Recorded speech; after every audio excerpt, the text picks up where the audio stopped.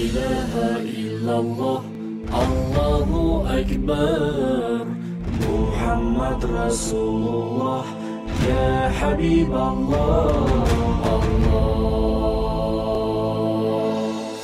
السلام عليكم ورحمة الله وبركاته.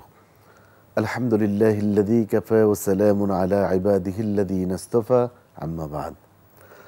দর্শক, আমন্ত্রণ জানাচ্ছি কোরআনের আলো ইনস্টিটিউট নিবেদিত বরকতময় সাহারি অনুষ্ঠানে। সঙ্গে আছি আমি আবু ইউসুফ। প্রিয় দর্শক, কোরআন নাজিলের মাস মাহে রমাদান মাস। দর্শক, জাহান্নাম থেকে মুক্তি পাওয়ার মাস কোরআন নাজিলের মাস এবং নফল ইবাদতের মধ্যে সবচেয়ে উত্তম হলো কোরআন তেলাওয়াত।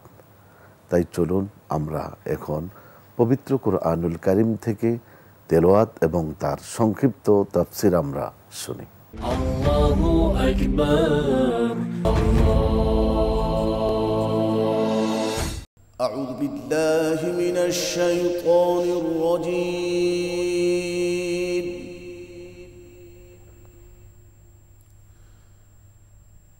بسم الله الرحمن الرحيم.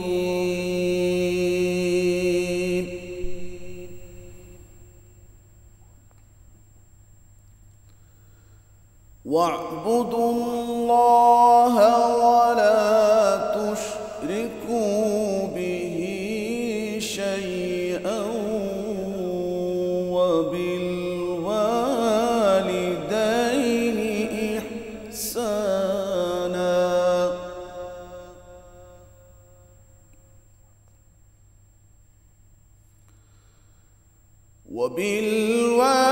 وبالوالدين إحسانا وبذي القربى واليتامى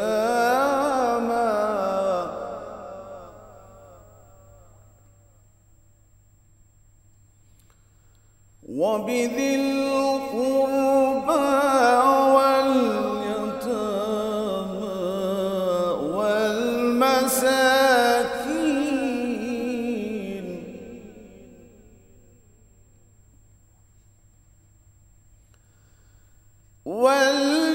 واليتامى والمساكين والجار ذي القربى والجار الجنب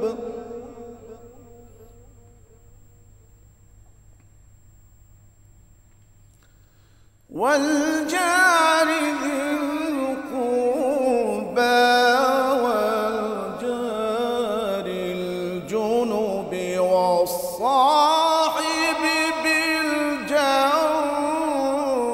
وابن السبيل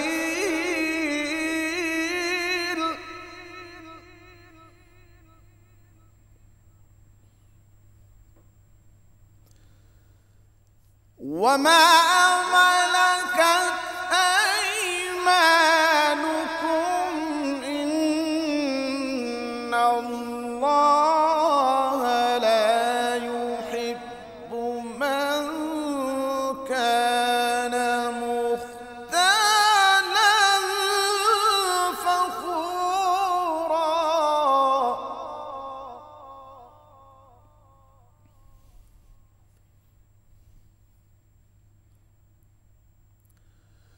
الذين يبخلون ويأمرون الناس بالبخل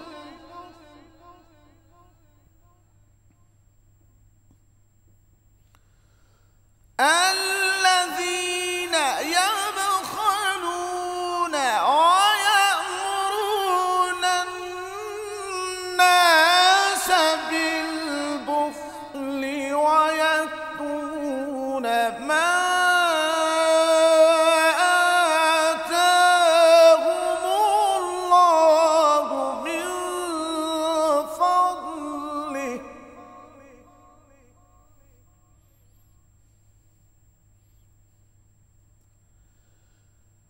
ويكتمون ما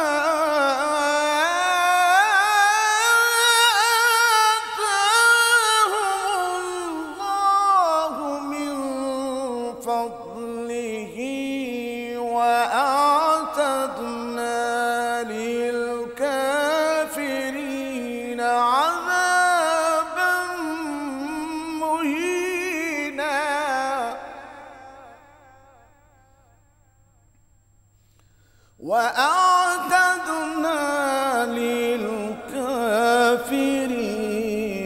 عذابا مهينا صدق الله العظيم الله أكبر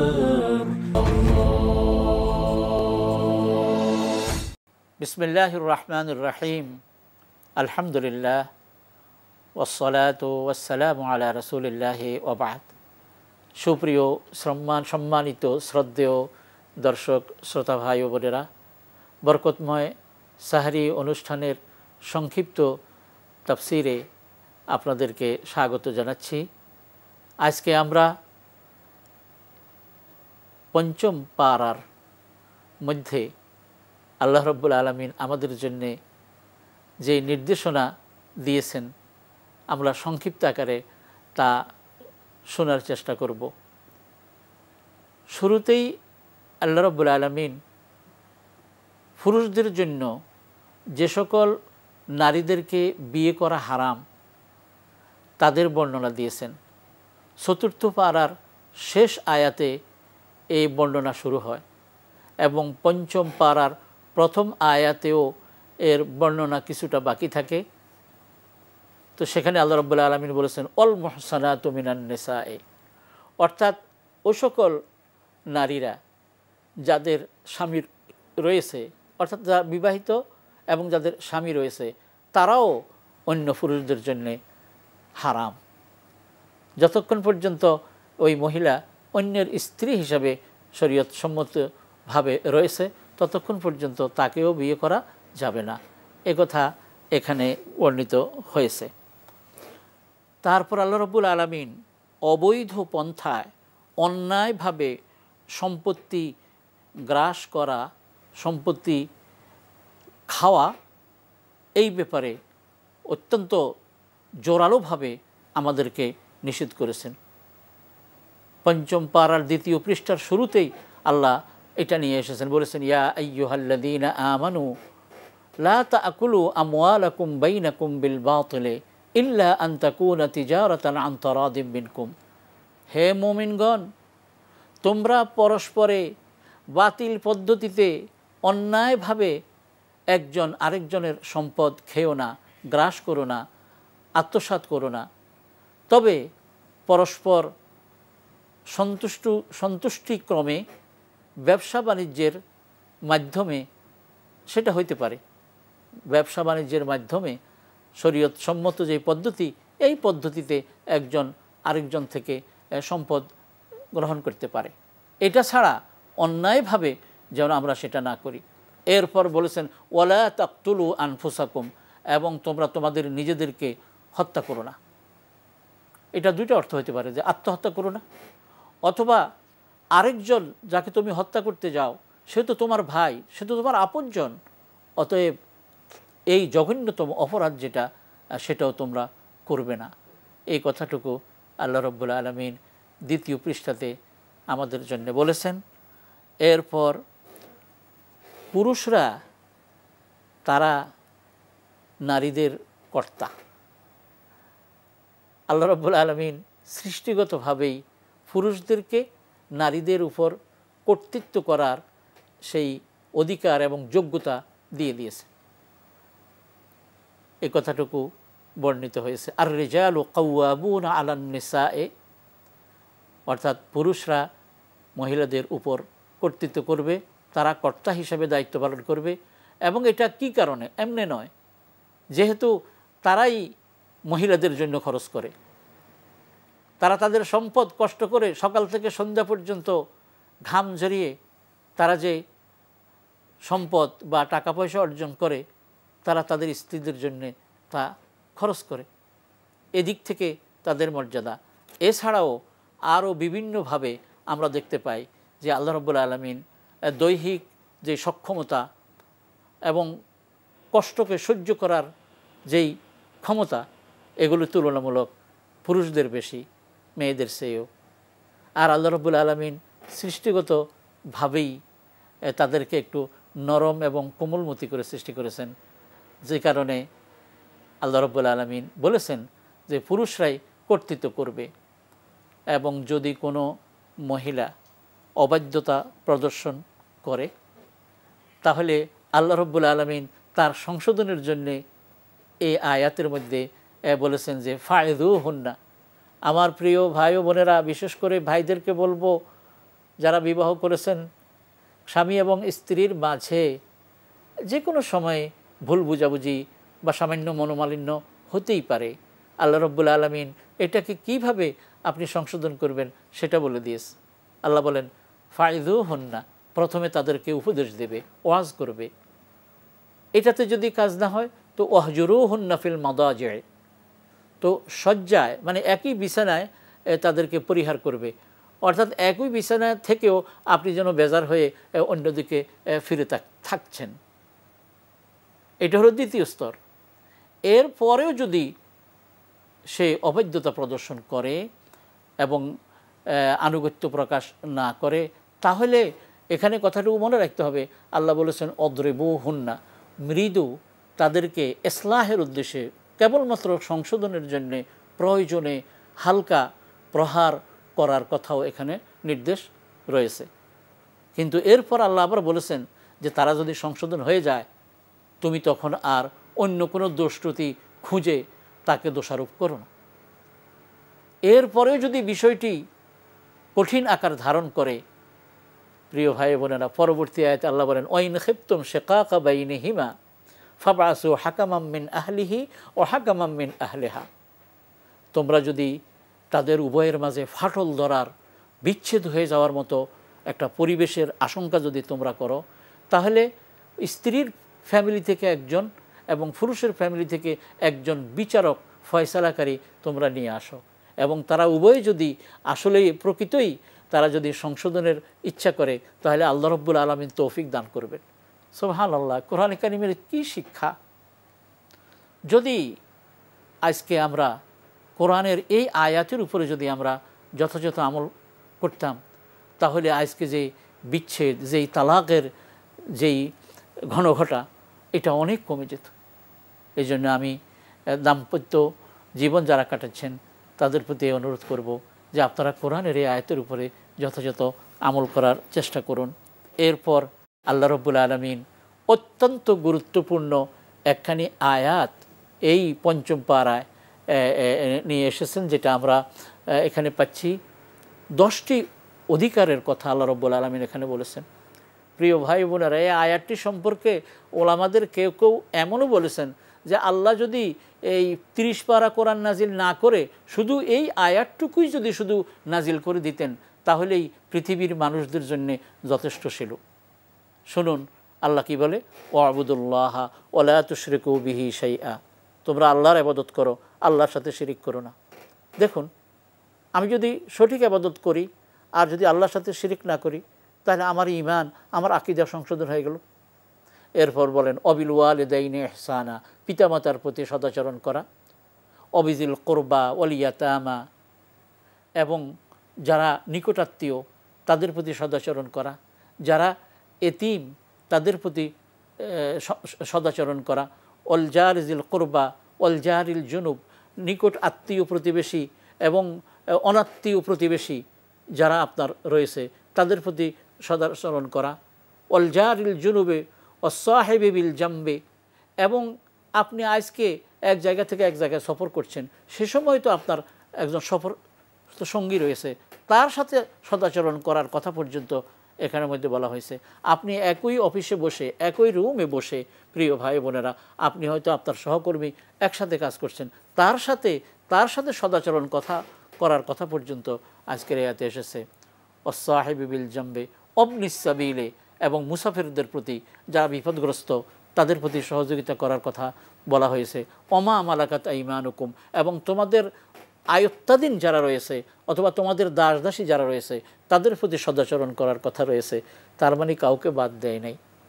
এই জন্য উলামায়ে কেরাম বলেছেন এমন একটি আয়াত যেখানে 10 জনের অধিকারের কথা আল্লাহ পাক বলেছেন, আমরা যেন এগুলো খুব গুরুত্ব সহকারে খেয়াল রাখি। এরপর আল্লাহ রাব্বুল আলামিন তিনি যে কত রহমানুর রহিম, তিনি যে কত দয়ালু অনুগ্রহকারী সে কথাটুকু একটি আয়াতে স্থান পেয়েছে এইভাবে, ইন্নাল্লাহা লা ইয়াযলিমু মিসকালা যাররাহ, আল্লাহ রাব্বুল আলামিন তিনি অনুপরমাণু পরিমাণও তিনি জুলুম করেন না, বরং কি করেন, ওয়াইন তাকু হাসানাতান ইউদাইফহা, কোনো মানুষ যদি কোনো নেক কাজ করে, একটা নেক কাজ যদি কেউ করে, আল্লাহ রাব্বুল আলামিন তার সওয়াবকে অনেক গুণে বাড়িয়ে দেন। আপনি যেটা আমল করলেন এটার বিনিময়ে সওয়াব অনেক বাড়িয়ে দিলেন, এখনও কিন্তু শেষ করেন নাই, ওয়ায়ুতি মিন লাদুনহু আজরান আযীমা, এবং আল্লাহ তাআলা তার নিজের পক্ষ থেকে আবার বড় ধরনের পুরস্কারও দান করেন। প্রিয় ভাই ও বোনেরা, দেখুন আল্লাহ জুলুম করেন না।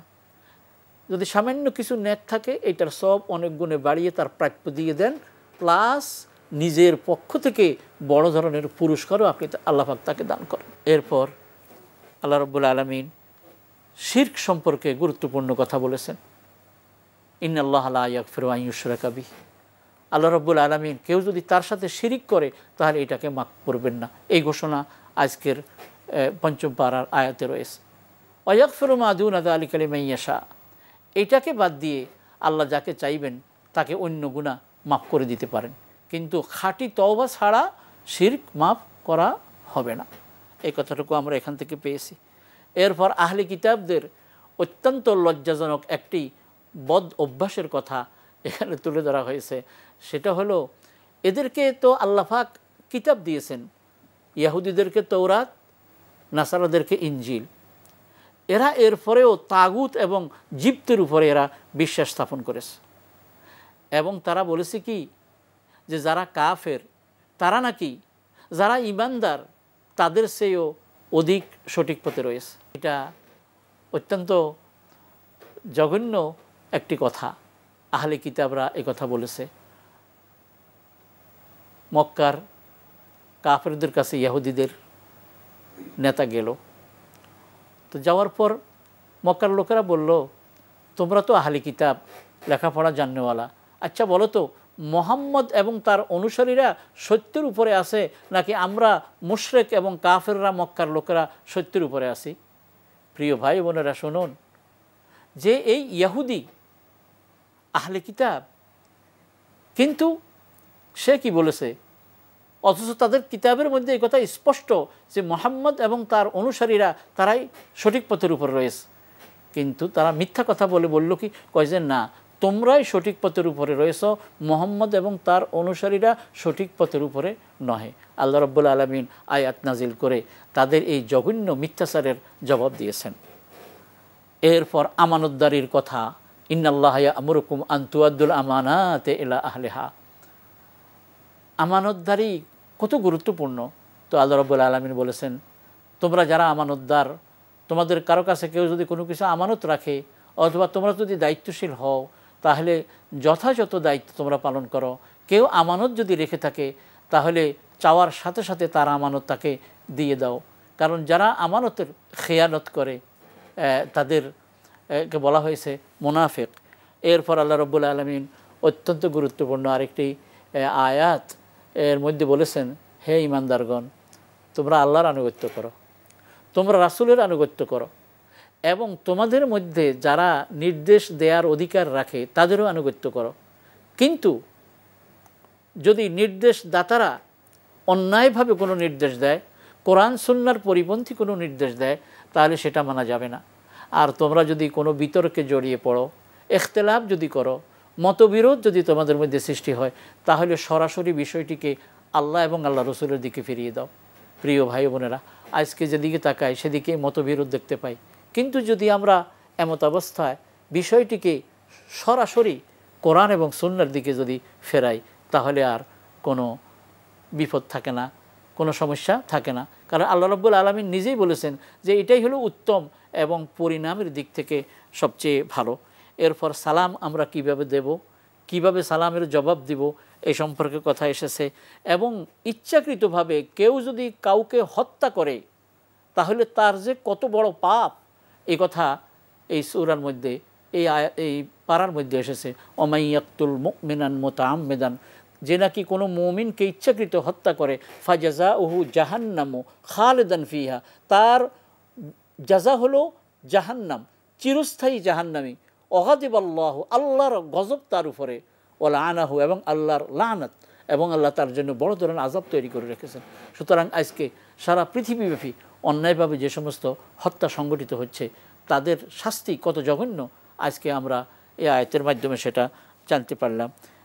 এরপর আল্লাহ রাব্বুল আলামিন মুনাফিকদের কথা বলেছেন, ইনসাফ প্রতিষ্ঠা করার কথা বলেছেন। আসুন আমরা কোরআন পড়ে এগুলো জানি এবং নিজেদের জীবনে বাস্তবায়ন করার চেষ্টা করি। আল্লাহ আমাদেরকে তৌফিক দান করুন। আসসালামু আলাইকুম ওয়া রাহমাতুল্লাহি ওয়া বারাকাতুহু। প্রিয় দর্শক, এবারে আমরা শুনব একটি ইসলামী গান। আল্লাহু আকবার, আল্লাহ তোমারে দুনিয়া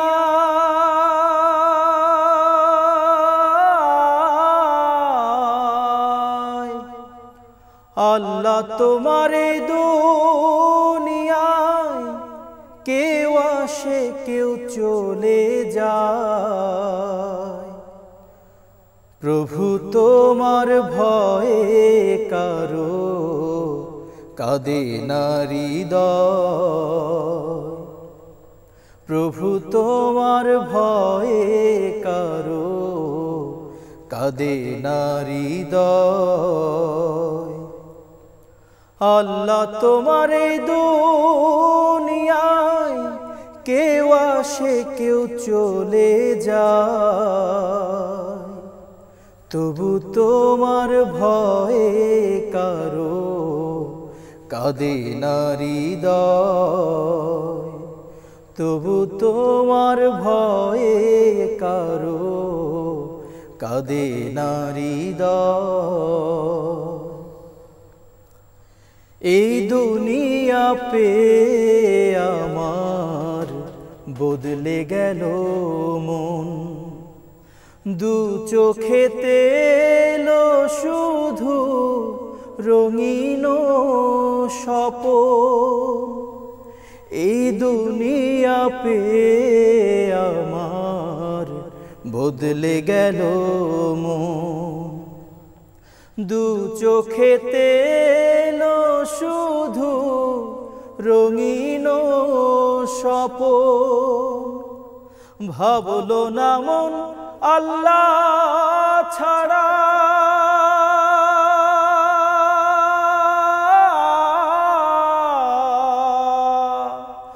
ভাবলো না মন আল্লাহ ছাড়া নেই কোনো উপায়,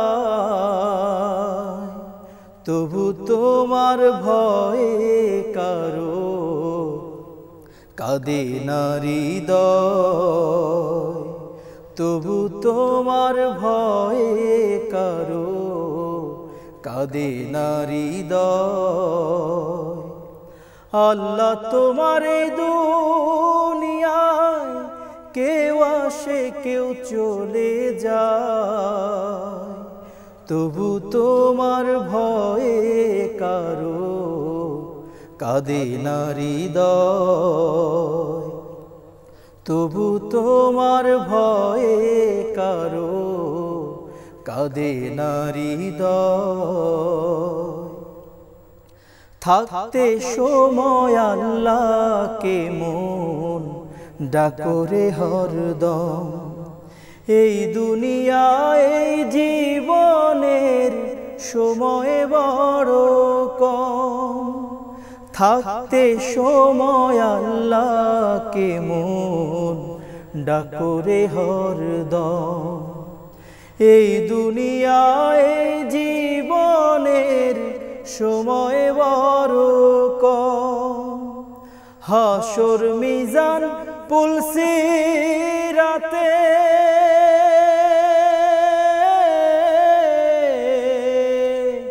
হাসর মিজান পুলসিরাতে সে ছাড়া কেউ নাই, তবু তোমার ভয়ে কারো কাঁদে না হৃদয়, তবু তোমার ভয়ে কারো কাঁদে না হৃদয়। আল্লাহ তোমার এই দুনিয়া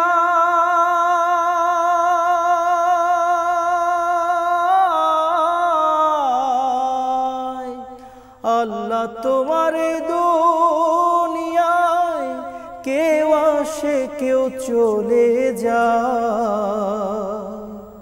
তবু তোমার ভয়ে কারো কাঁদে না হৃদয়। এবারে আমরা আলোচনা শুনব। Allahu Akbar, প্রিয় দর্শক, এখন আমরা গুরুত্বপূর্ণ আলোচনা শুনব। আর আজকে আমরা আলোচনা করার জন্য আমরা স্টুডিওতে একজন বিশেষ ব্যক্তিকে আমরা আমন্ত্রণ জানিয়েছি। চলুন আমরা প্রথমেই তার সাথে পরিচয় করিয়ে নিই। আমাদের মাঝে উপস্থিত রয়েছেন কোরআন ও বিজ্ঞান গবেষক জনাব ডাক্তার মাসিহুর রহমান। আসসালামু আলাইকুম। ওয়ালাইকুম আসসালাম ওয়া রাহমাতুল্লাহ। কেমন আছেন স্যার? আলহামদুলিল্লাহ। আল্লাহর অশেষ মেহেরবানি, মাহে রমাদান আমাদের শুরু হলো। আজকে আমরা জানি যে আমাদের মাহে রমাদানে গতানুগতিকভাবে আমাদের ওলামায়ে কেরাম তারাই মূলত আসলে রমজানের তাৎপর্য এবং গুরুত্বের ব্যাপারে আলোচনা করে থাকেন। আমরা আজকের আলোচনাটি একটু ব্যতিক্রম, সেই জন্য আপনাকে আমন্ত্রণ জানানো এবং কষ্ট দেওয়া। সেটি হলো মানে ডাক্তারি শাস্ত্রে, মানে আপনারা চিকিৎসক যারা, ডাক্তার যারা, তারা এই বিজ্ঞান, এই মাহে রমাদানকে এবং বিজ্ঞান মাহে রমাদানকে কিভাবে দেখে, যদি আমাদের দর্শকদের উদ্দেশ্যে আপনি কিছু বলেন। ধন্যবাদ আপনাকে। আসলে ভিন্নতা তেমন একটা নাই। আচ্ছা, হয় যে কিছু কিছু বিশেষ বিষয় থাকে যেগুলো কালের পরিক্রমায় আস্তে আস্তে এক্সপ্লোর করা হয় এবং সেটা মানুষের কাছে জানানো হয়। জি, আমরা যদি দেখি যে এই সিয়ামের আয়াতগুলি সূরা বাকারার 183 থেকে 187 নম্বর আয়াত পর্যন্ত এসছে।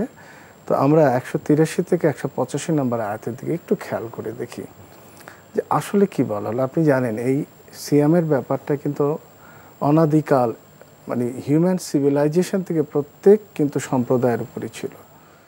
আল্লাহ বলছেন কুতিবা আলাইকুমুস সিয়ামা কামা কুতিবা আলাল্লাযিনা মিন ক্বাবলিকুম লাআল্লাকুম তাত্তাকুন। এখানে দেখেন দুটো শব্দ, কুতিবা লাআল্লাকুম তাত্তাকুন। কুতিবা এর একটা হলো প্রেসক্রিপশন। আপনি যদি যেমন ডাক্তার হিসেবে বলি যে ডাক্তারের কাছে কোনো সিরিয়াস পেশেন্টের ট্রিটমেন্ট করতে যেয়ে একটা প্রেসক্রিপশন দেওয়া হয়, বলা হয় গাইডলাইন। এইটা ফলো করার জন্য যদি না করো লাইফ থ্রেটনিং কন্ডিশন, অনেক হ্যাজার্ড হতে পারে। অতএব একটা পেশেন্টের দায়িত্ব। দ্বিতীয় জিনিস, একটা বাচ্চা যখন ভূমিষ্ঠ হয় তার কিছু ভ্যাকসিন দেওয়া হয়, ডিপিটি, পলিও, মিজেলস, এগুলি একটা প্রোটেকশনের জন্য। এই প্রোটেকশনের ব্যাপারটা দেখেন, লাআল্লাকুম তাত্তাকুন, আল্লাহ তোমরা সতর্ক, যাতে তোমরা সতর্ক হও। এখন এই তাত্তাকুন আমরা যদি দেখি কেন এর এমফেসিস দেওয়া হলো, সূরা বাকারার আরও 3টা আয়াতে পাই, 21 নম্বর আয়াতে, 63 নম্বর আয়াতে, 179 নম্বর আয়াতে। এটা একটু বলে নিই, কারণ তাহলে ওই লাআল্লাকুম তাত্তাকুন আর কুতিবার এমফেসিস দেওয়ার জন্য যে আসলে কি বলা হলো। জি জি, সূরা বাকারার 21 নম্বর আয়াতে আল্লাহ বলছেন যে তোমরা পালনকর্তার ইবাদত করো, এবং এটা কিন্তু একদম বাধ্যতামূলক। কি কারণে? এটা হলো এই ইবাদতটা আমাদের পূর্ববর্তী লোকের উপরে কিন্তু ন্যস্ত করা ছিল। ইবাদত, এই ইবাদত কিন্তু ওটা ফরজ ইবাদত, যাতে তোমরা সতর্ক হও। সতর্ক হওয়া দুরকম, একটা হলো ফিজিক্যাল আর একটা হলো স্পিরিচুয়াল। স্পিরিচুয়ালটা আমি বাদ রাখলাম, আমি শুধু ফিজিক্যাল সতর্ক করা। দ্বিতীয় জিনিসটা, যখন মুসা আলাইহিস সালামের সম্প্রদায়ের কাছে, যেটা বাকারা 63 নম্বর আয়াতে, তাদের উপর কিন্তু তাওরাত দেয়া হলো। আল্লাহ বলছেন যে তোমরা এটা শক্ত করে ধরে রাখো। মানে আমার এই কোরআনের এই বিধানটাও কিন্তু একই জিনিস বোঝানোর জন্য আল্লাহ বলছেন তোমরা এটা আঁকড়ে ধরো, হ্যাঁ, এবং আমাকে ভয় করো। এবার যদি আমরা 179 নম্বর আয়াতের দিকে তাকাই, আল্লাহ বলছে কিসাসের বিধান দেয়া হলো। 3টা আয়াতে দেখবেন এটা কিন্তু সরাসরি নড়চড় করা যাবে না। হ্যাঁ, এবার যদি 84 নম্বর 184 নম্বর আয়াতের দিকে দেখি, এখানে একটা ছিল ও আনতাসিমু খায়রুল লাকুম ইন কুনতুম কুনতুম তা'লামুন। তা'লামুন। রোজা তোমাদের জন্য কল্যাণকর যদি তোমরা তা বুঝতে বুঝো, উপলব্ধি করো বা উপলব্ধি জানো। করো।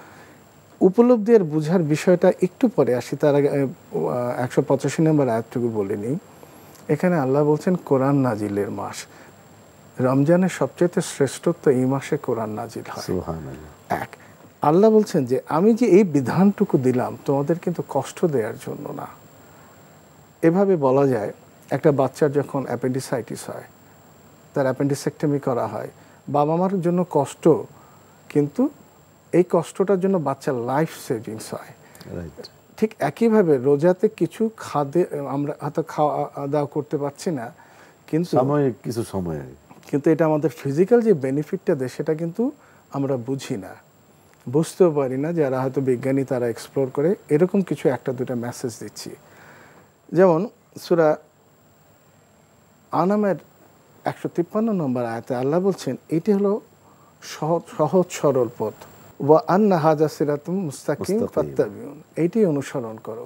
আল্লাহর বিধানটা কেন কষ্টের কথা সূরা নিসার 28 নম্বর আয়াত এবং সূরা নিসার 48 নম্বর আয়াতে আল্লাহ বলছেন আমি তোমাদের উপর অত্যাচার করি না, বোঝা চাপাই না, কষ্ট দেই না, বস্তুত তোমরা যে নেক কাজ করো তা আমি দ্বিগুণ করে দিই। সুবহানাল্লাহ। আর পরে বলছেন যে মানুষ তো সৃষ্টিগতভাবে দুর্বল।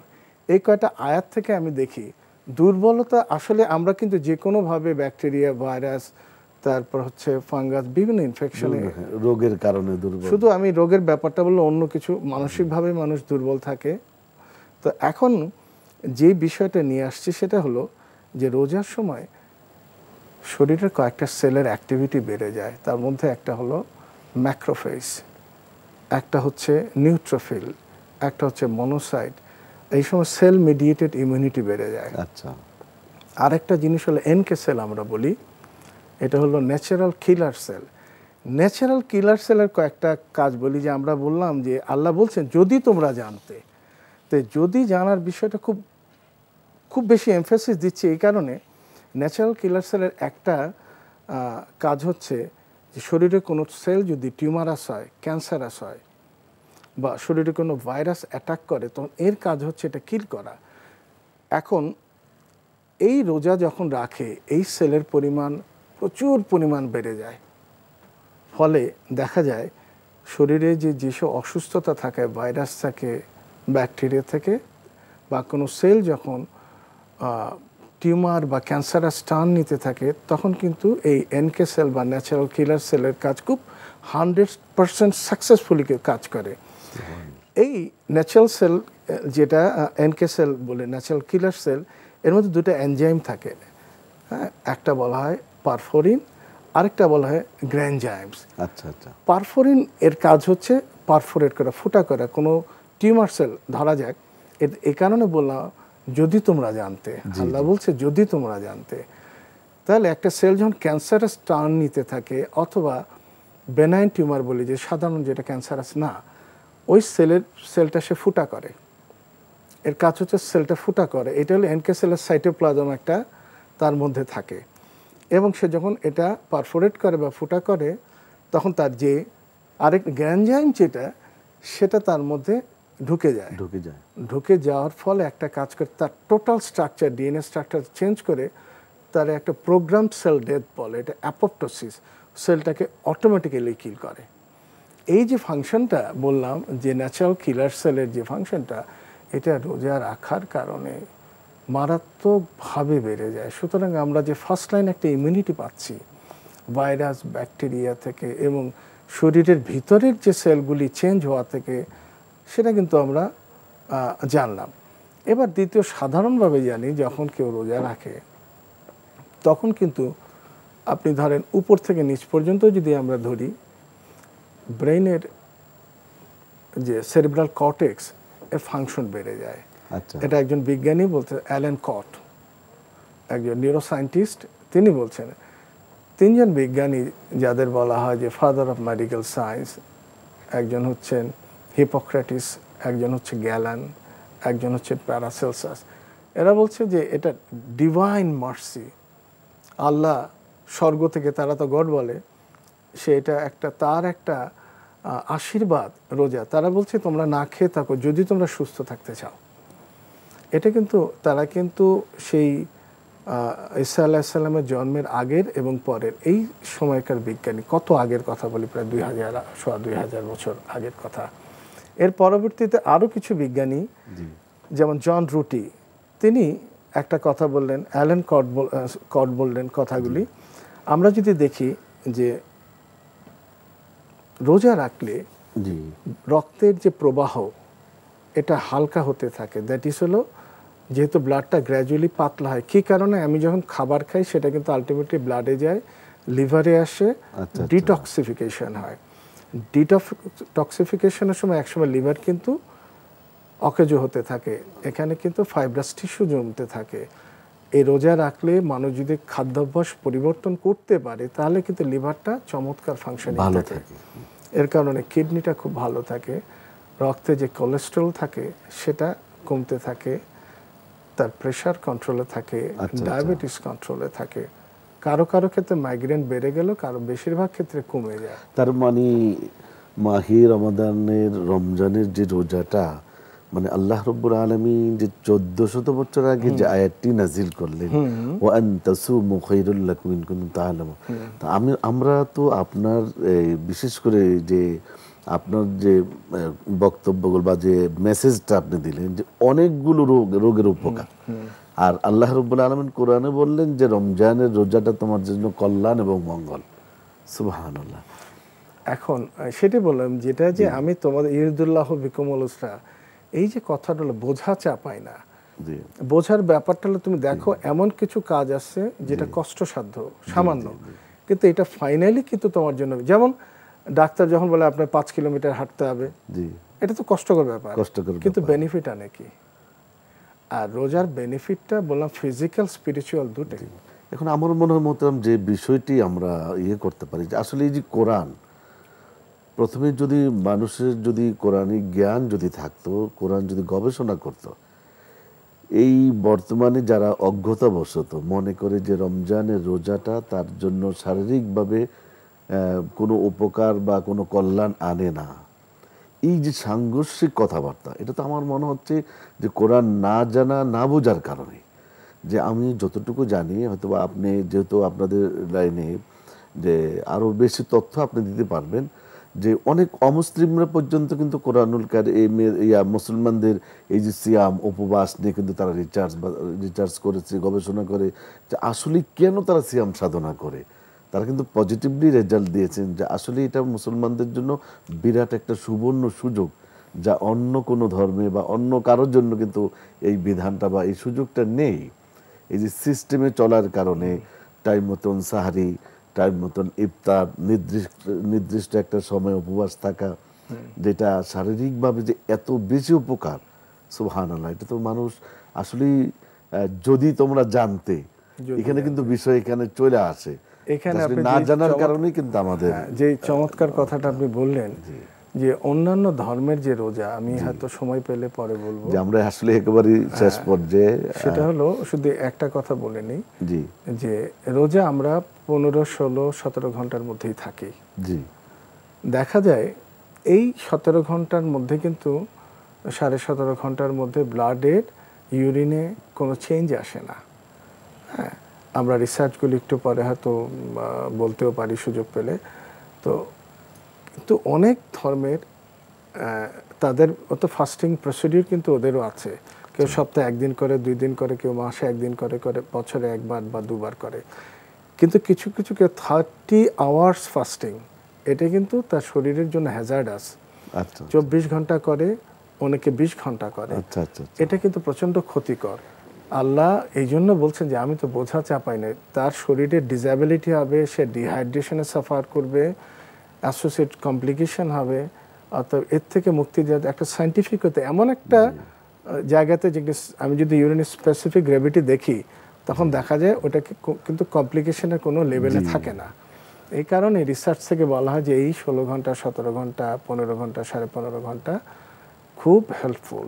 আমরা অনুষ্ঠানের একেবারেই শেষ পর্যায়ে আপনাকে অনেক অনেক মোবারকবাদ জানাচ্ছি, স্পেশালি ধন্যবাদ জানাচ্ছি। আসলে আমরা বিশেষ করে যে কোরআনের এবং আমাদের আলেম ওলামাদের ব্যাখ্যাই কিন্তু আমরা শুনি, কিন্তু আপনাদের কাছ থেকে এবং যারা অমুসলিম যারা তারা যে কোরআনকে এবং রমজানকে গবেষণা করে যে তথ্যগুলো দিচ্ছে এগুলো কিন্তু আমার মনে হচ্ছে আমাদের জানা দরকার। এবং স্পেশালি আমি আপনাকে অনুরোধ করব যেখানে আপনাদের সুযোগ হবে সেখানে এই তথ্যগুলো দয়া করে আপনারা যদি তুলে ধরেন আমার মনে হয় জাতি আরো উপকৃত হবে ইনশাল্লাহ। মোহতারাম অনেক সময় দিলেন সেজন্য আপনাকে অনেক অনেক ধন্যবাদ এবং মোবারকবাদ জানাচ্ছি। ধন্যবাদ আপনাকে। প্রিয় দর্শক, আমরা এতক্ষণ শুনছিলাম ডাক্তার মাসিহুর রহমানের অনেক তথ্য এবং গুরুত্বপূর্ণ আলোচনা। আমার মনে হয় প্রতিদিন আমরা যে আলোচনাগুলো শুনি এটা আমাদের ব্যক্তি, পরিবার এবং সমাজে এর বাস্তব রূপ দেওয়ার আমরা চেষ্টা করব। সত্যিকার অর্থে মাহে রমাদান আমার এবং আপনার জন্য কি অকল্যাণ, অমঙ্গল, স্বাস্থ্যের জন্য কি ক্ষতিকারক? কখনই না। এই বিষয়টা কিন্তু আমাদের বুঝতে হবে যে আল্লাহ রব্বুল আলামিন কোনো বিষয় কিন্তু, কোনো কঠিন কাজও কিন্তু আল্লাহ পাক রব্বুল আলামিন বান্দার উপর চাপিয়ে দেন না যা পালন করার জন্য বান্দার অত্যন্ত কষ্টকর হয়ে পড়ে। যেহেতু তিনি রহমান এবং রাহিম, আমি এবং আপনি আমার ব্যাপারে, নিজের ব্যাপারে যতটুকুন না চিন্তা করি তার চেয়ে কোটি কোটি গুণ বেশি চিন্তা করে আমাকে যিনি সৃষ্টি করেছেন। দর্শক, এই মাহে রমাদান প্রতিটা সময়কে আমরা কাজে রাখবো। মাহে রমাদান প্রশিক্ষণের মাস হিসাবে আমরা গ্রহণ করব। আল্লাহ সুবহানাহু ওয়া তাআলা আমাদের প্রত্যেককে সেই তৌফিক দান করুন এবং রমজানের পুরাপুরি ফজিলত আমাদের আমল নামায় আল্লাহ পাক রব্বুল আলামিন দান করুন, সেই আশা ব্যক্ত করে আজকের মতো এখানেই বিদায় নিচ্ছি। আগামীকাল একই সময় আপনাদের সাথে আবারও দেখা হবে। ভালো থাকুন, সুস্থ থাকুন। আল্লাহ হাফেজ। আসসালামু আলাইকুম ওয়া রাহমাতুল্লাহি ওয়া বারাকাতুহু। আল্লাহু আকবার।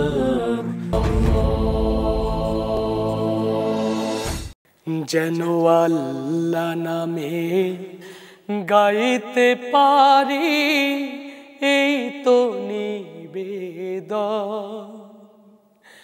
আমায় তুমি কবুল করো আল্লাহ চিরন্তন।